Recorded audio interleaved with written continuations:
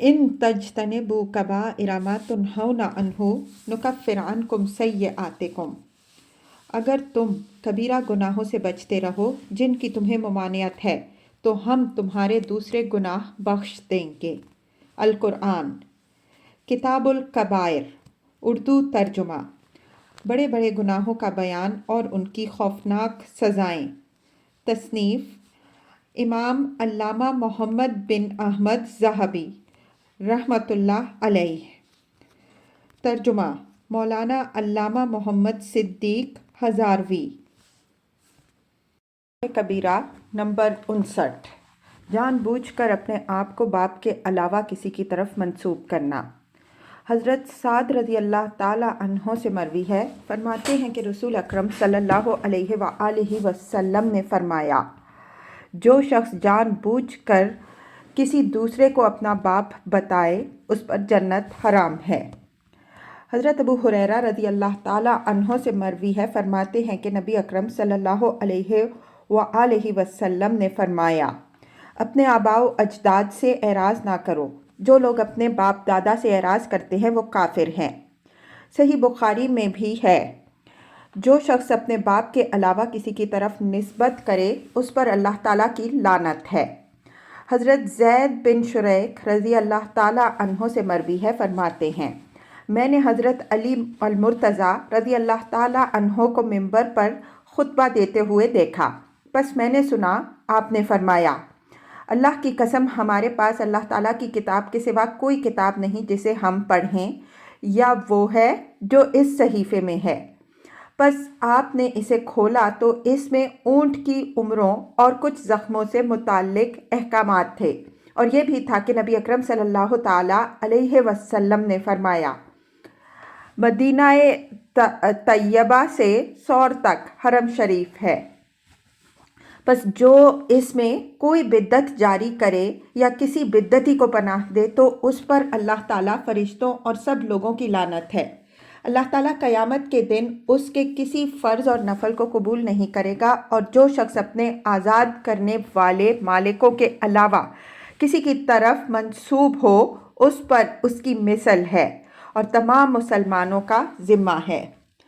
हज़रत अबू ज़र रज़ी अल्लाह ताला अन्हों से मरवी है, फरमाते हैं, उन्होंने नबी अकरम सल्लल्लाहु ताला अलैहि वआलिहि वसल्लम को फरमाते हुए सुना, वो शख्स हम में से नहीं जो अपने आप को बाप की गैर की तरफ मंसूब करता है हालांकि वो जानता है तो उसने कुफ्र किया, और जिसने इस चीज़ का दावा किया जो उसकी नहीं वो हम में से नहीं, और वो अपना ठिकाना जहन्नुम में बनाएगा। और जो शख्स किसी को काफिर या अल्लाह का दुश्मन कहकर पुकारे हालांकि वो ऐसा नहीं, तो ये बात उस कहने वाले की तरफ लौटेगी। बस हम अल्लाह ताला से अफ़्व आफ़ियत और इस बात की तौफीक का सवाल करते हैं जिसको वो पसंद करता है और उस पर राज़ी है, वो जवादो करीम है। गुनाह कबीरा नंबर 60, बहस और तनकीद। इरशाद खुदाबंदी है, वमिनन नासि मन युअजिबुका क़ौलुहु फ़िल हयातिद दुनिया व युशहिदुल्लाहु अला मा क़ल्बी व युशहिदुल्लाह अला मा फ़ी क़ल्बिही व हुवा अलद्दुल ख़िसाम व इज़ा तवल्ला सआ फ़िल अर्दि लियुफ़्सिदा फ़ीहा व युहलिकल हर्स वन नस्ल वल्लाहु ला युहिब्बुल फ़साद। और लोगों में से बाज़ वो हैं जिनकी बात तुम्हें दुनियावी ज़िंदगी में अच्छी लगती है और वो अपने दिल की बात पर अल्लाह ताला को गवाह बनाता है, हालांकि वो बहुत ज़्यादा झगड़ालू है, और जब वो फिर जाता है तो ज़मीन में फ़साद फैलाने और खेती और नस्ल इंसानी को हलाक करने की कोशिश करता है, और अल्लाह ताला फ़साद को पसंद नहीं करता। लफ्ज़ अलमरआ, अलजदाल और अलखुसूम काबिल मुज़म्मत अल्फाज हैं। हुज्जतुल इस्लाम हज़रत इमाम गज़ाली रहमतुल्लाह अलैह फरमाते हैं, अलमरआ ये है कि तुम किसी कलाम पर उसका खलल ज़ाहिर करने के लिए तान करो और तुम्हारी गर्ज सिर्फ़ उस कौल के कायल की हकारत और अपनी बड़ाई ज़ाहिर करना हो, और जिदाल ये मज़ाहिब के अज़हार और उनको पक्का करने से मुताल्लिक झगड़ा होता है, और अलखुसूमा इस कदर ढीठपन और चापलूसी से कलाम करना कि मकसूद हासिल हो जाए, वो माल हो या कोई दूसरी चीज़, کبھی یہ ابتدان ہوتا ہے اور کبھی اعتراض کے دوران، اور مرعا صرف اعتراض ہی ہوتا ہے۔ یہ بات امام غزالی رحمۃ اللہ علیہ نے فرمائی ہے۔ حضرت امام نووی رحمہ اللہ فرماتے ہیں، جدال، بحث مباحثہ کبھی حق کے ساتھ ہوتا ہے اور کبھی باطل کے طریقے پر۔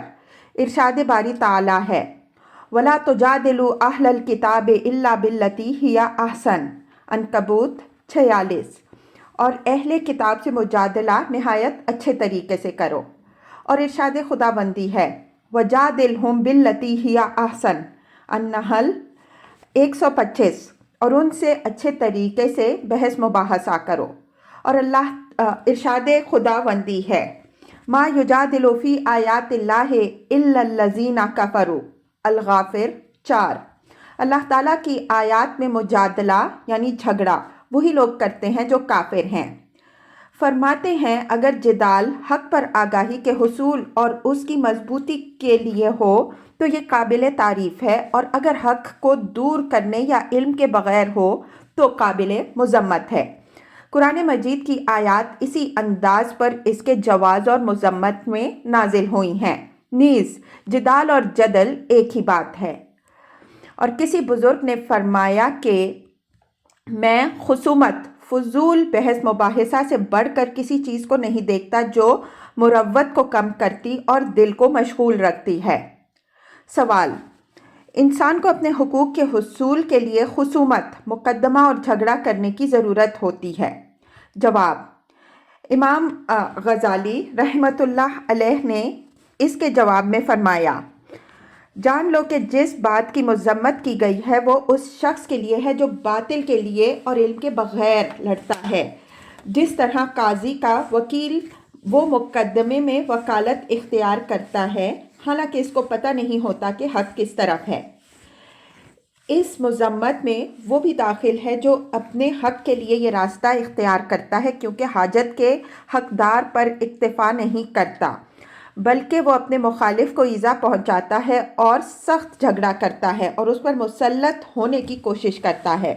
اس طرح جو شخص مقدمہ بازی میں ایسے کلمات ملاتا ہے جو اذیت پہنچانے والے ہیں حالانکہ حصول حق کے سلسلے میں اس کو اس کی حاجت نہیں ہے، اور وہ شخص بھی اس جرم میں شریک ہے جو مخالف کو دبانے کے لیے اس شخص کو محض عناد کی بنیاد پر جھگڑے کی ترغیب دیتا ہے۔ لیکن وہ وکیل جو شرعی طریقے کے مطابق کسی جھگڑے اور زیادتی کے بغیر مظلوم کی مدد کرتا ہے اور اس کا مقصد اذیت پہنچانا یا عناد وغیرہ نہیں، تو اس کا یہ فعل حرام نہیں ہے، لیکن جس قدر ممکن ہو اس سے بھی باز رہنا چاہیے، کیونکہ مقدمہ بازی کی صورت میں زبان پر کنٹرول کر کے اسے اعتدال پر رکھنا مشکل ہے، جبکہ خصومت دلوں میں انتقامی جذبہ پیدا کر کے غصہ دلاتی ہے، اور غصہ آتا ہے تو دلوں میں کینہ پیدا ہوتا ہے، حتیٰ کہ ان میں سے ہر ایک دوسرے کی پریشانی پر خوش اور اس کی خوشی پر غمگین ہوتا ہے، اور اس کی زبان اس کی عزت کے درپے ہو جاتی ہے۔ پس جو شخص مقدمہ کرتا ہے وہ ان آفات کو حاصل کرتا ہے، کم از کم اس کا دل اس طرف متوجہ ہوتا ہے، چنانچہ نماز پڑھتے ہوئے بھی اس کا دل اس جھگڑے اور مقدمے کی طرف رہتا ہے، اس لیے اس کا حال درست نہیں رہتا، اور خصومت برائی کی بنیاد ہے، اسی طرح جدال اور مرا بھی۔ لہٰذا انسان کو چاہیے کہ کسی شدید ضرورت کے بغیر اپنے اوپر مقدمات اور جھگڑوں کے دروازے نہ کھولے۔ جامع ترمذی میں حضرت ابن عباس رضی اللہ تعالی عنہما سے مروی ہے، فرماتے ہیں، رسول اکرم صلی اللہ علیہ وآلہ وسلم نے فرمایا، تمہارے گناہگار ہونے کے لیے اتنی بات ہی کافی ہے کہ تم جھگڑوں میں پڑے رہو۔ حضرت ابو ہریرہ رضی اللہ تعالی عنہ سے مروی ہے، فرماتے ہیں، نبی اکرم صلی اللہ تعالی علیہ وآلہ وسلم نے فرمایا، جو شخص کسی مقدمے میں علم کے بغیر جھگڑا کرتا ہے وہ ہمیشہ اللہ تعالیٰ کی ناراضگی میں رہتا ہے حتیٰ کہ وہ اس سے نکل جائے۔ حضرت ابو امامہ رضی اللہ تعالیٰ عنہ نبی اکرم صلی اللہ تعالیٰ علیہ وآلہ وسلم سے روایت کرتے ہیں، آپ نے فرمایا، کوئی قوم جو پہلے ہدایت پر ہو وہ گمراہ نہیں ہوتی مگر وہ جدال کا شکار ہوتے ہیں۔ پھر आपने ये आयत करीमा पढ़ी, मा दरबू लका इल्ला जदला। उन्होंने आपसे ये बात नाहक झगड़े के लिए कही।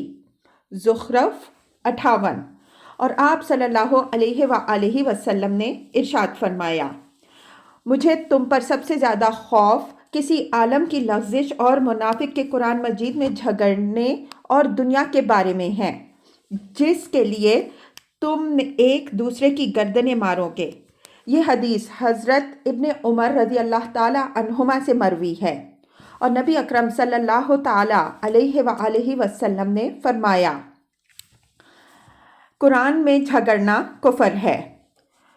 मुंह को टेढ़ा करके और खूब खोल कर नीज़ बतकल्लुफ़ सजा मिलाकर गुफ्तगू करना, जिसकी फसाहत के झूठे मुज़ाहिरीन को आदत है, मकरूह है, क्योंकि ये सब कुछ मज़मूम तकल्लुफ़ है। बल्कि खिताब में दरमियाना अंदाज़ इख्तियार किया जाए जिसको वाज़े तौर पर समझा जा सके और बोझ महसूस ना हो। जामे तिरमिज़ी में हज़रत अब्दुल्लाह बिन अमर बिन आस रज़ी अल्लाह ताला अन्हुमा से मरवी है कि नबी अकरम सल्लल्लाहु ताला अलैहि वसल्लम ने फरमाया, अल्लाह ताला को ऐसा ख़तीब नापसंद है जो गाय की जुगाली की तरह जुगाली करता है। इमाम तिरमिज़ी रहमतुल्लाह अलैह ने फरमाया, ये हदीस हसन है और हज़रत जाबिर रज़ी अल्लाह ताला अन्हो से मरवी है कि नबी अकरम सल्लल्लाहु ताला अलैहि वसल्लम ने फरमाया, क़यामत के दिन तुम में से मेरे सबसे ज़्यादा करीब मजलिस वाला वो शख्स होगा जो तुम में से सबसे ज़्यादा अच्छे अखलाक वाला है, और सबसे ज़्यादा नापसंदीदा और मजलिस के एतबार से मुझसे सबसे ज़्यादा दूर वो लोग होंगे जो मुँह भर कर कलाम करते हैं, बदगो और मुतकब्बिर हैं। सहाबा कराम रदियल्लाहु अन्हुम अजमईन ने अर्ज़ किया, या रसूलल्लाह सल्लल्लाहु ताला अलैहि वसल्लम, सरसारून और मुतशद्दिक़ून को हम जानते हैं, मुतफ़ैहिक़ून कौन हैं? आप सल्लल्लाहु ताला अलैहि वसल्लम ने फरमाया, तकब्बुर करने वाले। इमाम तिरमिज़ी ने फरमाया, ये हदीस हसन है। असरसार वो है जो बहुत गुफ्तगू करता है, और अलमुतशद्दिक़ जो गुफ्तगू में लोगों पर गालिब आने की कोशिश करता है और फुहश कलामी करता है। जानना चाहिए कि खुतबा और वाइज़ीन का उम्दा अल्फाज को इख्तियार करना काबिल मुतज़म्मत नहीं, जब तक हद से तजावुज़ ना करें और गैर मानूस अल्फाज ना हों, और उनका मकसद लोगों को अताअत खुदाबंदी की तरगीब देना हो, क्योंकि उसके सिलसिले में हसन अल्फाज का असर होता है। वल्लाहु आलम। गुनाह कबीरा नंबर 61, ज़ायद पानी रोकना। इरशाद खुदाबंदी है, कुल अराअयतुम इन अस्बह माउकुम गौरा फमन यातीकुम बिमाइन मईन। अल-मुल्क 30। आप फरमा दीजिए, बताओ अगर तुम्हारा पानी गहराई में चला जाए तो उस गहरे पानी को तुम्हारे पास कौन लाएगा? और नबी अकरम सल्लल्लाहु ताला अलैहि वसल्लम ने फरमाया, ज़ायद पानी को ना रोको, इससे पैदा होने वाले घास को रोको। और रसूल अकरम सल्लल्लाहु ताला अलैहि वसल्लम का इरशाद गिरामी है, जो शख्स अपने ज़ायद पानी और ज़ायद घास को रोके, अल्लाह ताला क़यामत के दिन उसे अपने फ़ज़ल से रोक देगा। नबी अकरम सल्लल्लाहु ताला अलैहि वसल्लम ने फरमाया, 3 किस्म के आदमी वो हैं जो क़यामत के दिन अल्लाह ताला से कलाम ना कर पाएंगे और ना वो उनको पाक करेगा, और उनके लिए दर्दनाक अजाब है। एक वो शख्स जिसके पास जंगल में ज़ायद पानी है और वो मुसाफिरों को इससे रोकता है। दूसरा वो आदमी जो इमाम यानी हुक्मरान के हाथ पर दुनिया के लिए बैत करता है, अगर वो उसे इसमें से कुछ दे दे तो बैत को पूरा करता है, और अगर ना दे तो उसे पूरा नहीं करता। और तीसरा वो आदमी जो असर के बाद किसी पर सौदा बेचता है तो अल्लाह की कसम उठाता है कि मैंने ये इतनी रकम पर लिया है, और वो इसकी तस्दीक करता है हालांकि उसने उतने पर नहीं ख़रीदा। इस हदीस को इमाम बुखारी और मुस्लिम ने रिवायत किया है, और इमाम बुखारी ने ये इजाफ़ा किया है कि वो शख्स जो अपना ज़ायद पानी रोकता है तो अल्लाह ताला फरमाएगा कि आज मैं तुझसे अपने फ़ज़ल को रोकूँगा जिस तरह तूने इस चीज़ के ज़ायद को रोका, جس کو تو نے اپنے ہاتھ سے نہیں بنایا تھا۔ گناہ کبیرہ نمبر 62، ناپ تول میں کمی کرنا۔ ارشاد خداوندی ہے، وَيْلٌ لِّلْمُطَفِّفِينَ الَّذِينَ إِذَا اكْتَالُوا عَلَى النَّاسِ يَسْتَوْفُونَ وَإِذَا قَالُوهُمْ أَوْ وَزَنُوهُمْ يُخْسِرُونَ۔ کم تولنے والوں کی خرابی ہے وہ کہ جب دوسروں سے مال لیں تو پورا لیں، اور جب انہیں ناپ تول کر دیں تو کم دیں۔ سورہ المطففین 1-3۔ یعنی وہ لوگ جو لوگوں کو کم چیز دیتے ہیں اور ناپ تول میں ان کے حقوق پورے نہیں کرتے اور اپنے حقوق مکمل طور پر لیتے ہیں۔ زجاج کہتے ہیں کہ جب لوگوں سے تول کر لیتے ہیں تو پورا پورا تولتے ہیں اور پورا پورا ناپتے ہیں، اور جب ان کو تول یا ناپ کر دیتے ہیں تو ناپ تول میں کمی کرتے ہیں۔ حضرت سدی فرماتے ہیں کہ نبی اکرم صلی اللہ تعالیٰ علیہ وآلہ وسلم مدینہ طیبہ تشریف لائے تو وہاں ایک شخص جو ہینا نامی تھا، اس کے پاس 2 قسم کے پتھر تھے، ایک کے ساتھ اپنے لیے ماپ کرتا اور دوسرے کے ساتھ دوسروں کے لیے ماپتا، تو اللہ تعالیٰ نے یہ آیت نازل فرمائی۔ حضرت ابن عباس رضی اللہ تعالیٰ عنہما سے مروی ہے، فرماتے ہیں نبی اکرم صلی اللہ تعالیٰ علیہ وآلہ وسلم نے فرمایا، 5 کاموں کا بدلہ ہیں۔ صحابہ کرام رضی اللہ تعالیٰ عنہم اجمعین نے عرض کیا، یا رسول اللہ صلی اللہ تعالیٰ علیہ وآلہ وسلم، وہ 5 کام کیا ہیں جو 5 کام کے بدلے ہیں؟ آپ صلی اللہ تعالیٰ علیہ وآلہ وسلم نے فرمایا، جو قوم عہد توڑتی ہے اللہ تعالیٰ ان پر ان کے دشمن کو مسلط کر دیتا ہے۔ جو لوگ اللہ تعالیٰ کے نازل کردہ احکام کے بغیر فیصلہ کرتے ہیں ان میں محتاجی پھیل جاتی ہے۔ جس قوم میں بے حیائی ظاہر ہوتی ہے ان پر اللہ تعالیٰ طاعون نازل فرماتا ہے، یعنی موت کی کثرت ہو جاتی ہے، اور وہ ناپ تول میں کمی کریں تو وہ سبزیوں سے محروم ہو کر قحط سالی کا شکار ہو جاتے ہیں، اور زکوٰۃ روکتے ہیں تو ان سے بارش روک دی جاتی ہے۔ ارشاد خداوندی ہے، الا یظن اولئک انہم مبعوثون لیوم عظیم یوم یقوم الناس لرب العالمین۔ سورہ المطففین 4-6۔ کیا ان لوگوں کو اس بات پر یقین نہیں ہے کہ وہ اس بڑے دن اٹھائے جائیں گے جس دن لوگ تمام جہانوں کو پالنے والے کے سامنے کھڑے ہوں گے؟ زجاج کہتے ہیں اس کا مطلب یہ ہے کہ اگر ان کو یقین ہو کہ وہ اٹھائے جائیں گے تو وہ ناپ تول میں کمی نہ کریں۔ یوم عظیم سے قیامت کا دن مراد ہے، جس دن لوگ اللہ تعالیٰ کے حکم سے قبروں سے جزا اور حساب کے لیے اٹھائے جائیں گے اور وہ اس کے سامنے فیصلے کے منتظر کھڑے ہوں گے۔ حضرت مالک بن دینار رحمہ اللہ فرماتے ہیں کہ میرا ایک پڑوسی میرے پاس آیا اور اس کی موت قریب آ چکی تھی۔ وہ کہہ رہا تھا کہ آگ کے 2 پہاڑ۔ فرماتے ہیں میں نے پوچھا تم کیا کہتے ہو؟ اس نے کہا، اے ابو یحییٰ، میں نے 2 پتھر پیمانے رکھے ہوئے تھے، ایک کے ساتھ اپنے لیے ماپتا تھا اور دوسرے کے ساتھ لوگوں کے لیے ماپتا تھا۔ حضرت مالک بن دینار رحمہ اللہ فرماتے ہیں، میں اٹھا اور ایک کو دوسرے کے ساتھ مارنے لگا تو اس نے کہا، اے ابو یحییٰ، جب تم ان میں سے ایک کے ساتھ دوسرے کو مارتے ہو تو معاملہ بہت سخت ہو جاتا ہے، چنانچہ وہ اپنی اس بیماری میں مر گیا۔ متفف وہ شخص ہے جو ناپ تول میں کمی کرتا ہے کیونکہ وہ اس کم کی ہوئی چیز کی چوری کرتا ہے، اور یہ بھی چوری، خیانت اور حرام خوری کی ایک صورت ہے۔ پھر اللہ تعالیٰ نے ایسا کرنے والوں کو ویل سے ڈرایا ہے اور وہ سخت عذاب ہے۔ کہا گیا ہے کہ ویل جہنم کی ایک وادی ہے، اگر اس میں دنیا کے پہاڑوں کو چلایا جائے تو وہ اس کی سخت گرمی کی وجہ سے پگھل جائیں گے۔ ایک بزرگ فرماتے ہیں کہ میں گواہی دیتا ہوں کہ ہر ناپ تول کرنے والا جہنم میں جائے گا، کیونکہ اس سے بچنا ممکن نہیں ہے مگر یہ کہ اللہ تعالیٰ محفوظ رکھے۔ ایک بزرگ فرماتے ہیں کہ میں ایک بیمار کے پاس گیا اور اس پر موت اتر چکی تھی۔ میں اس کو کلمہ شہادت کی تلقین کرتا لیکن وہ بول نہ سکتا تھا۔ اس نے کہا، اے بھائی، ترازوؤں کی زبان میری زبان پر حاوی ہے اور مجھے کلمہ پڑھنے سے روک رہی ہے۔ میں نے اس سے کہا کہ میں تمہیں قسم دیتا ہوں، کیا تو کم کو تولتا تھا؟ اس نے کہا نہیں اللہ کی قسم، لیکن مجھے ایک عرصہ تک پتہ نہ چلا کہ میں اپنے ترازو کی صحت کو آزماؤں۔ تو جو شخص اپنے ترازوؤں کے صحیح ہونے کو نہیں آزماتا اس کا یہ حال ہے، تو جو کم تولتا ہے اس کا کیا حال ہوگا۔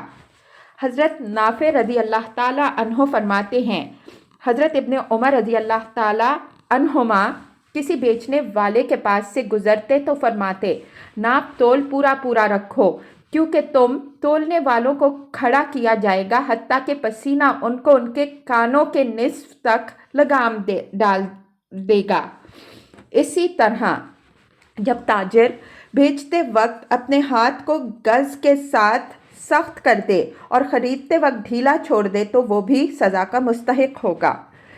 ایک بزرگ فرماتے ہیں کہ اس شخص کے لیے خرابی ہے جو ایک دانہ کم کر کے اس جنت کا سودا کر لیتا ہے جس کی چوڑائی تمام آسمان و زمین میں ہے، اور اس کے لیے بھی خرابی ہے جو ایک دانہ زائد لیتا ہے۔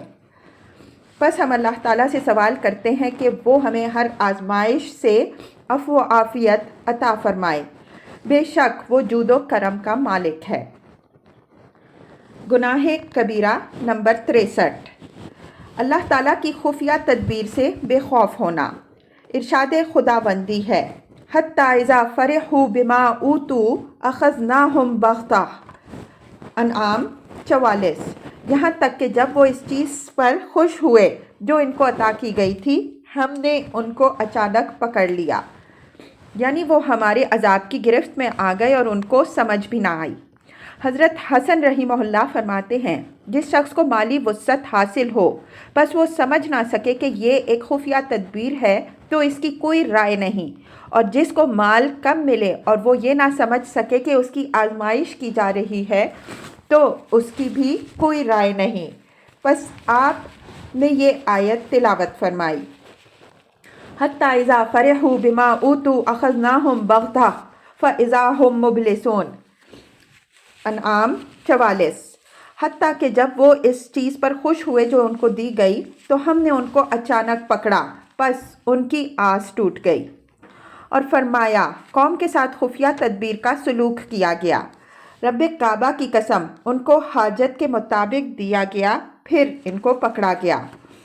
حضرت عقبہ بن عامر رضی اللہ تعالیٰ عنہ سے مروی ہے کہ نبی اکرم صلی اللہ علیہ وآلہ وسلم نے فرمایا، جب تم کسی بندے کو دیکھو کہ اللہ تعالیٰ اسے عطا فرماتا ہے اور وہ اپنے گناہ پر قائم ہے تو اس کی طرف سے ڈھیل ہے۔ پھر آپ نے یہ آیت پڑھی، فَلَمَّا نَسُوا مَا ذُكِّرُوا بِهِ فَتَحْنَا عَلَيْهِمْ أَبْوَابَ كُلِّ شَيْءٍ حَتَّى إِذَا فَرِحُوا بِمَا أُوتُوا أَخَذْنَاهُمْ بَغْتَةً فَإِذَا هُمْ مُبْلِسُونَ، انعام 44۔ بس جب انہوں نے وہ چیز بھلا دی جس کی ان کو نصیحت کی گئی تھی تو ہم نے ان پر ہر چیز کے دروازے کھول دیے، حتیٰ کہ جب وہ اس چیز پر خوش ہوئے جو ان کو دی گئی تو ہم نے ان کو اچانک پکڑ لیا تو وہ آس ٹوٹے ہوئے رہ گئے۔ ابلاس کے معنی ہلاکت خیز بات کے وقت نجات سے نا امید ہونا ہے۔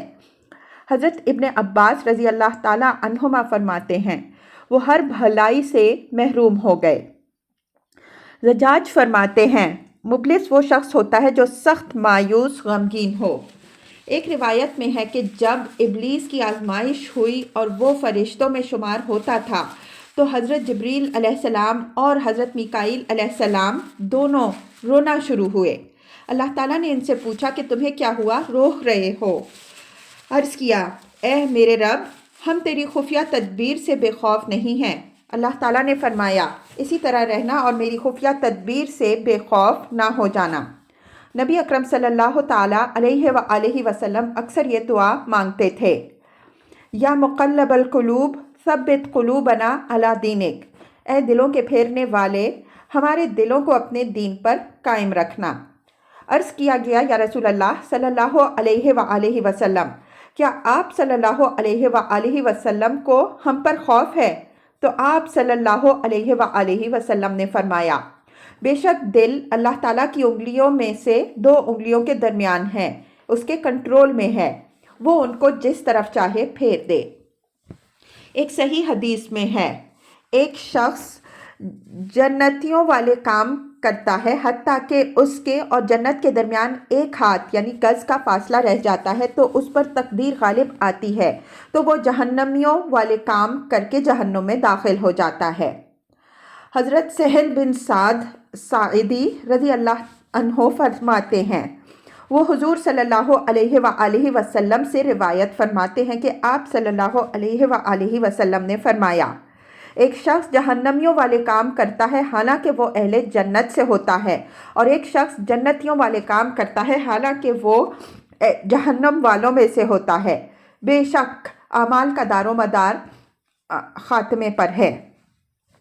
اللہ تعالیٰ نے قرآن مجید میں بلعام بن باعور کا واقعہ ذکر فرمایا ہے کہ علم و معرفت کے بعد اس کا ایمان سلب ہو گیا۔ اسی طرح برسیس عابد کا کفر پر مر گیا۔ ایک روایت میں ہے کہ مصر میں ایک شخص تھا جو اذان اور نماز کے سلسلے میں مسجد میں رہتا تھا۔ اس پر عبادت و اطاعت کے انوار و تجلیات تھے۔ ایک دن وہ حسب عادت اذان دینے کے لیے مینار پر چڑھا اور مینار کے نیچے ایک عیسائی ذمی کا گھر تھا۔ اس نے جھانک کر دیکھا تو نیچے اس شخص کی بیٹی تھی جو خوبصورت تھی۔ وہ آزمائش میں مبتلا ہو گیا، چنانچہ اذان چھوڑ کر اس کی طرف اتر گیا۔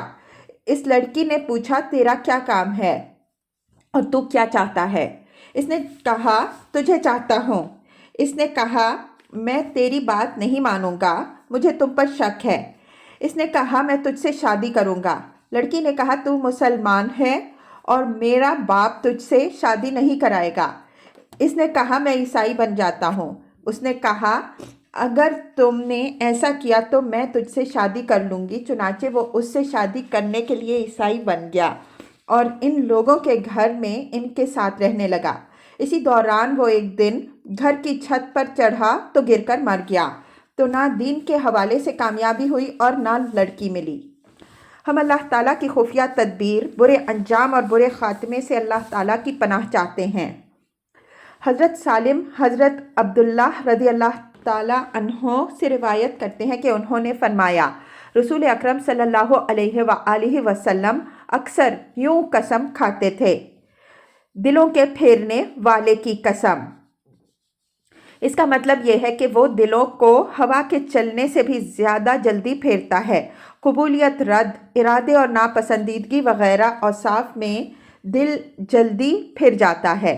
قرآن مجید میں ہے، وَاعْلَمُوا أَنَّ اللَّهَ يَحُولُ بَيْنَ الْمَرْءِ وَقَلْبِهِ انفال 24۔ جان لو کہ اللہ تعالیٰ کا حکم انسان اور اس کے درمیان حائل ہو جاتا ہے۔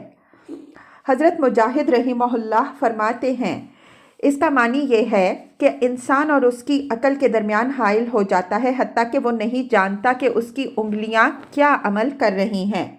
ارشاد خداوندی ہے، اِنَّ فِي ذَلِكَ لَذِكْرَىٰ لِمَنْ كَانَ لَهُ قَلْبٌ قاف 37۔ بے شک اس قرآن مجید میں البتہ اس شخص کے لیے نصیحت ہے جس کے لیے دل یعنی عقل ہے۔ طبری نے کہا کہ یہ بات اللہ تعالیٰ کی طرف سے اس بات کی خبر ہے کہ اللہ تعالیٰ بندوں کے دل کا ان کے مقابلے میں زیادہ مالک ہے اور وہ ان کے اور ان کے دلوں کے درمیان حائل ہو سکتا ہے، حتیٰ کہ انسان کو اس کی مشیت کے بغیر پتہ نہیں چلتا۔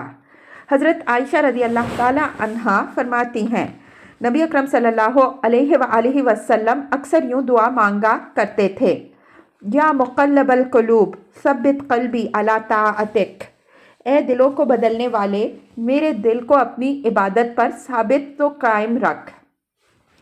میں نے عرض کیا، یا رسول اللہ صلی اللہ علیہ وآلہ وسلم، آپ صلی اللہ علیہ وآلہ وسلم اکثر یہ دعا مانگتے ہیں، کیا آپ صلی اللہ علیہ وآلہ وسلم ڈرتے ہیں؟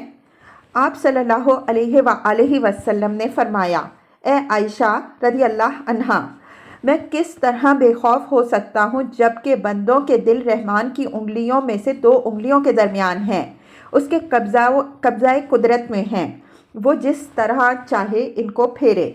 جب وہ کسی بندے کے دل کو پھیرنا چاہے تو پھیر دیتا ہے۔ بس جب ہدایت معروف ہے اور استقامت اس کی مشیت پر موقوف ہے، انجام پوشیدہ ہے اور ارادہ قابو میں نہیں تو اپنے ایمان، اپنے عمل، نماز، روزہ اور تمام عبادات پر خوش نہ ہو، اگرچہ یہ سب تمہارا کسب ہے، لیکن ان کاموں کا خالق اللہ تعالیٰ ہے اور اسی کا فضل تم پر چکر کاٹتا ہے۔ اگر تم ان کاموں پر فخر کرو گے تو دوسروں کے سامان پر فخر کرنے والے ہوگے، اور ہو سکتا ہے کہ وہ تم سے واپس لے، اور تمہارا دل نیکی سے اس قدر خالی ہو کہ گدھے کا پیٹ بھی اس قدر خالی نہیں ہوتا۔ کتنے ہی باغات ایسے ہیں کہ شام کے وقت ان کی کلیاں کھلی ہوتی ہیں اور صبح سخت گرم ہوا سے وہ خشک ہو جاتی ہیں۔ اسی طرح بندہ شام کے وقت اللہ تعالیٰ کی عبادت کی وجہ سے چمکنے والا صحیح سلامت ہوتا ہے، اور صبح اس کی نافرمانی کی وجہ سے سیاح اور بیمار ہوتا ہے۔ یہ عزت والے، عظمت والے کا مقدر کیا ہوا ہے۔ اے انسان، تجھ پر تقدیر کے قلم جاری ہو چکے ہیں اور تجھے غفلت میں کسی بات کا پتہ نہیں۔ اے انسان، یہ گانے بجانے کے سامان اور گھر بار سب کچھ یہاں ہی رہ جائے گا۔ عرش کے نیچے سے ایک منادی ندا دے رہا ہے کہ فلاں کہاں ہے، فلاں کہاں ہے، تو جو شخص بھی یہ آواز سنے گا اس کا جسم کانپ اٹھے گا۔ اللہ تعالیٰ اس شخص سے فرمائے گا کہ تو ہی مطلوب ہے، آسمان اور زمین کے خالق کے سامنے پیش ہونے کے لیے آؤ۔ مخلوق اپنی آنکھوں سے عرش کی طرف دیکھے گی اور اس شخص کو اللہ تعالیٰ کے سامنے کھڑا کیا جائے گا۔ پھر اللہ تعالیٰ اس پر اپنا نور ڈالے گا جس سے وہ لوگوں سے پردے میں ہو جائے گا۔ پھر اس سے فرمائے گا، اے میرے بندے، کیا تجھے معلوم تھا کہ میں دنیا میں تیرے عمل کو دیکھتا تھا؟ وہ کہے گا، ہاں اے میرے رب۔ اللہ تعالیٰ پوچھے گا کہ اے میرے بندے، کیا تو نے سنا تھا کہ میری نافرمانی کرنے والوں کو عذاب ہوگا؟ وہ کہے گا، ہاں اے میرے رب۔ اللہ تعالیٰ فرمائے گا کہ کیا تو نے سنا تھا کہ جو لوگ میری اطاعت کریں گے ان کو میری طرف سے جزا و ثواب ملے گا؟ وہ عرض کرے گا، جی ہاں میرے رب۔ اللہ تعالیٰ فرمائے گا کہ اے میرے بندے، تو نے میری نافرمانی کی۔ وہ کہے گا، جی ہاں میرے رب، اسی طرح ہوا۔ اللہ تعالیٰ فرمائے گا کہ اے میرے بندے، آج میرے بارے میں تیرا کیا خیال ہے؟ وہ کہے گا کہ اے میرے رب، تو مجھے معاف فرمائے گا۔ اللہ تعالیٰ فرمائے گا کہ اے میرے بندے، تجھے یقین تھا کہ میں تجھے بخش دوں گا؟ عرض کرے گا، جی ہاں میرے رب، کیونکہ تو نے میرا گناہ دیکھ کر اس پر پردہ ڈال دیا۔ اللہ تعالیٰ فرمائے گا کہ میں نے تجھے معاف کیا اور بخش دیا اور تیرے گمان کو سچ کر دیا۔ اپنا نامہ اعمال دائیں ہاتھ میں پکڑ، اس میں جو نیکیاں تھیں میں نے ان کو بدل دیا اور جو برائیاں تھیں ان کو تیرے لیے بخش دیا۔ میں جود و کرم کا مالک ہوں۔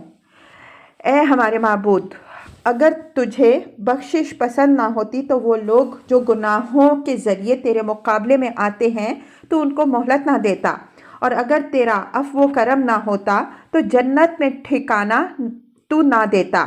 یا اللہ، تو معاف کرنے والا، معاف کرنے کو پسند کرنے والا ہے، پس تو ہمیں معاف کر دے، آمین۔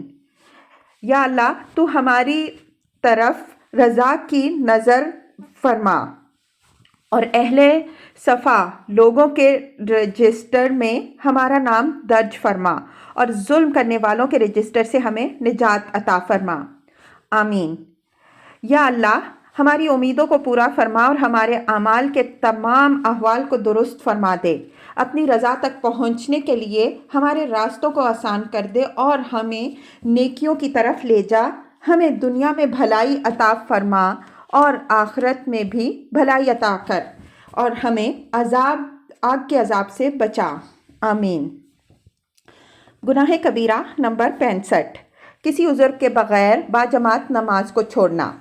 حضرت عبداللہ بن مسعود رضی اللہ تعالیٰ عنہ فرماتے ہیں کہ نبی اکرم صلی اللہ تعالیٰ علیہ وآلہ وسلم نے ان لوگوں کے بارے میں جو نماز سے پیچھے رہ جاتے تھے فرمایا، میں نے ارادہ کیا کہ میں کسی کو نماز پڑھانے کا حکم دوں، پھر ان لوگوں پر ان کے گھر جلا دوں جو جماعت سے پیچھے رہتے ہیں۔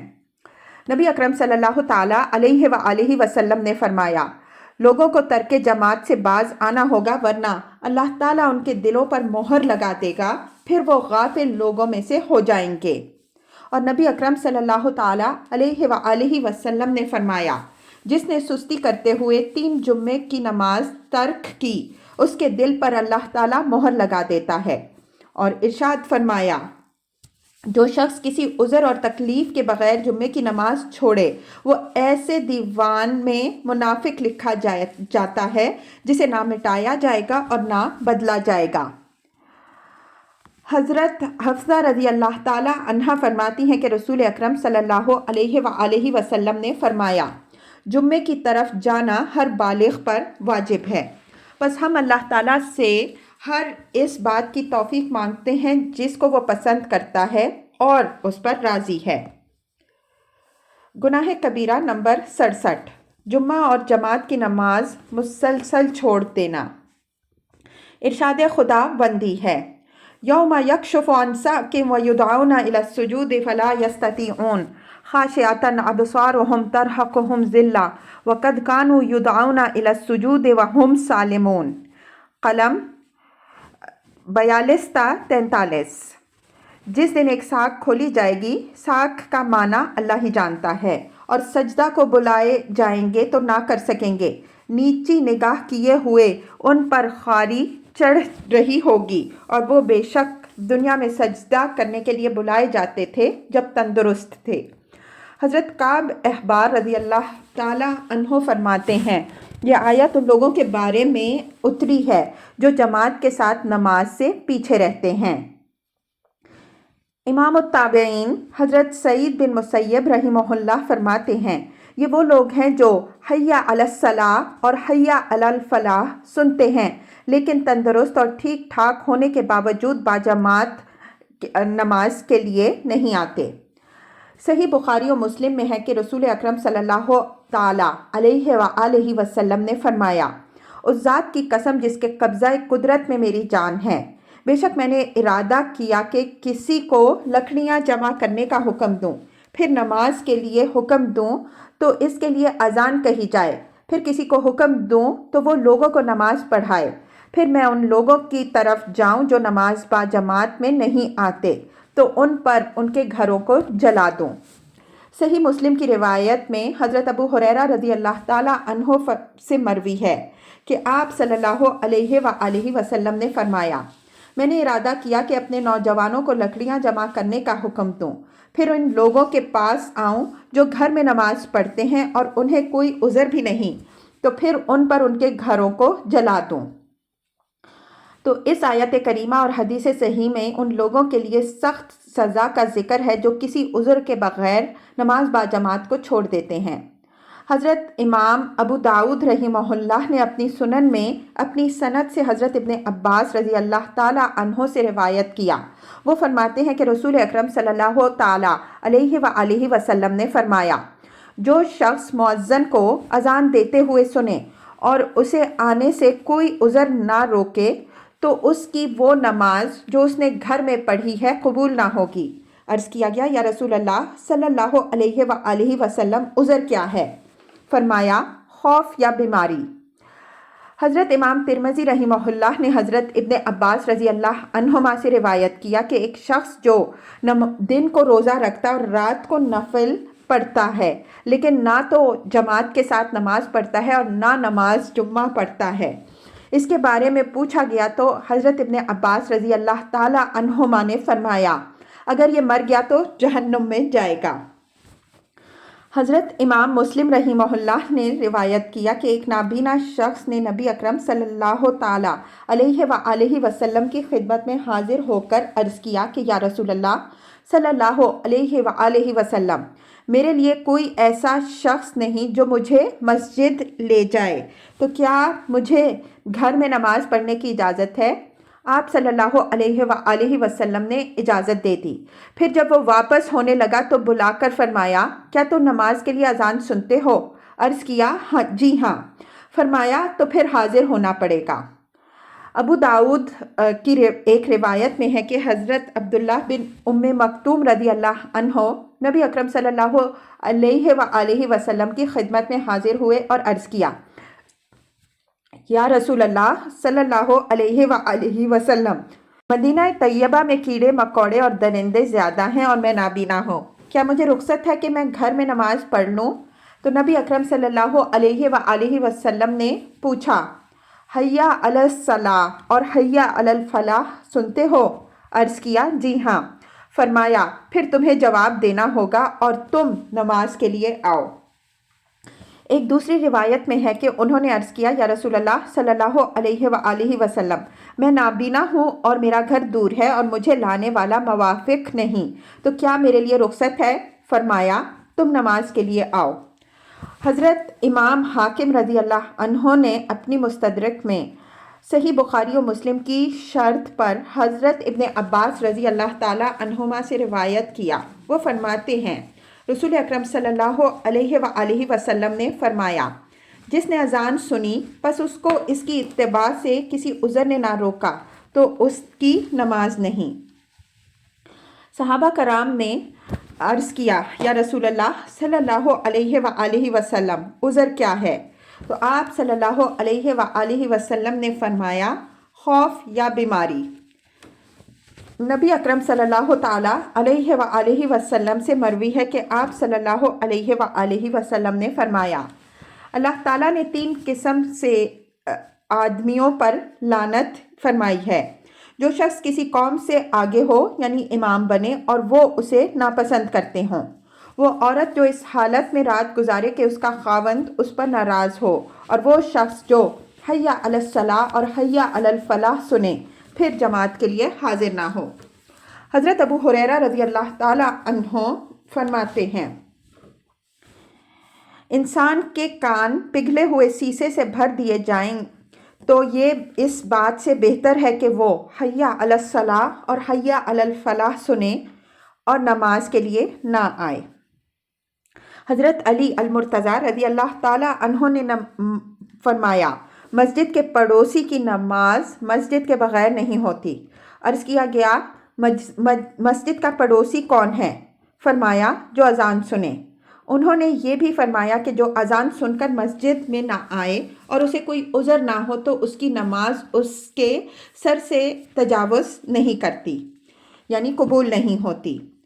حضرت عبداللہ بن مسعود رضی اللہ تعالی عنہ سے مروی ہے، فرماتے ہیں جو شخص پسند کرتا ہے کہ کل قیامت کے دن اللہ تعالیٰ سے مسلمان ہونے کی حالت میں ملے تو وہ ان 5 نمازوں کی حفاظت کرے جب ان کے لیے اذان ہو، کیونکہ اللہ تعالیٰ نے تمہارے نبی صلی اللہ تعالیٰ علیہ وآلہ وسلم کے لیے سنن ہدا یعنی ہدایت کے راستے مقرر کیے ہیں، اور یہ بھی سنن ہدا سے ہیں۔ اور اگر تم گھر میں نماز پڑھو جس طرح یہ پیچھے رہنے والے گھر میں نماز پڑھتے ہیں تو تم نے اپنے نبی کی سنت کو چھوڑ دیا، اور اگر تم نے اپنے نبی کا طریقہ چھوڑا تو تم گمراہ ہو جاؤ گے۔ اور میں نے دیکھا کہ ہم میں جماعت سے پیچھے وہ شخص رہتا جو منافق ہوتا اور اس کا نفاق معروف ہوتا، وہ بیمار ہوتا۔ ایک شخص کو 2 آدمیوں کے سہارے لایا جاتا حتیٰ کہ اسے صف میں کھڑا کیا جاتا، یعنی کمزور ہونے کی وجہ سے اسے سہارے سے لایا جاتا، اور یہ اس کی نماز کی فضیلت کو پانے کی حرص اور ترک جماعت کے گناہ سے بچنے کی وجہ سے ہوتا۔ فضیلت جماعت۔